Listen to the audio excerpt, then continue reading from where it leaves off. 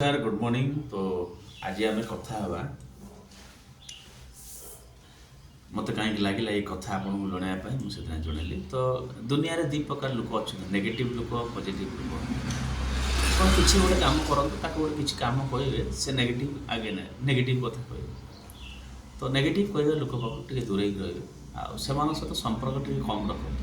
କାରଣ ଆପଣ ତାଙ୍କ ମୁଣ୍ଡରେ ନେଗେଟିଭ୍ ଚାଲିଛି, ଦୁଃଖୀ ଆତ୍ମା ଆଉ ସୁଖୀ ଆତ୍ମା। ତ ସେଥିପାଇଁ ଗାଡ଼ି ନେବାର ଅଛି, ଘର କରିବାର ଅଛି, ଏସବୁ ଜିନିଷ ଯଦି ତାଙ୍କୁ ଆପଣ ବତେଇବେ କିଛି 10 ଲକ୍ଷ ଟଙ୍କା ରୋଜଗାର କରିବାର ଅଛି, ମୋତେ ଫେସବୁକ୍ରୁ ପଇସା ଆସିବାର ଅଛି, ମୁଁ ଏଇଟା କରିବା ପାଇଁ ଯାଉଛି, ସିଏ ଆପଣଙ୍କୁ ଆଗେ ମନା କରିଦେବେ।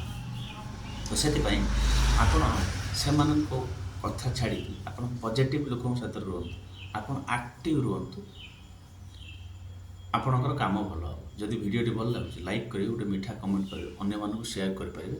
ଯଦି ଆପଣଙ୍କୁ ଅଲଗା କିଛି ଲାଗୁଛି ମୋତେ କମେଣ୍ଟ କରନ୍ତୁ। Thank you.